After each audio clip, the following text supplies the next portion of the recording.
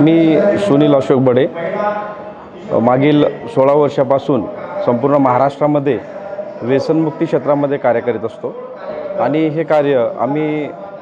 सुरुवातीला उत्तर महाराष्ट्रापासून पश्चिम महाराष्ट्र आणि आता मराठवाड्यामध्ये छत्रपती संभाजीनगर या ठिकाणी देवळे चौक या ठिकाणी सहारा व्यसनमुक्ती केंद्राच्या माध्यमातून करीत असतो।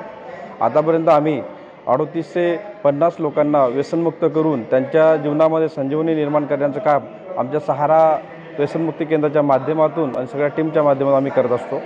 व्यसन हा एक शारीरिक आणि मानसिक आजार आहे आणि सध्या तुम्ही बघतात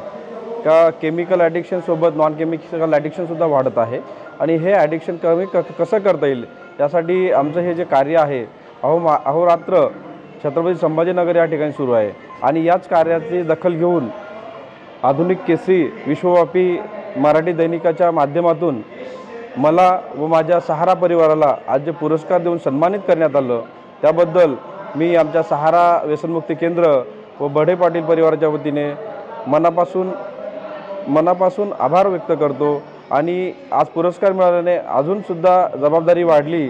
समाजातील जे काही केमिकल आणि नॉन केमिकल ॲडिक्शनला बळी पडलेले जे तरुण वर्ग आहे त्यांना आम्ही व्यसनमुक्त करण्यासाठी अजून यातनं प्रेरणा मिळाली आणि असं कार्य अजून आमचं सुरूच राहील ही अशी शब्द देतो आणि या कार्याला तुम्हा सगळ्यांचा आम्हाला शुभेच्छा आहे। एक चळवळ आपण उभी करू आणि या चळवळीमध्ये आधुनिक केसरीसारखं दैनिक आमच्या पाठीशी आहे त्याबद्दल मी पुन्हा एकदा आभार मानतो। धन्यवाद।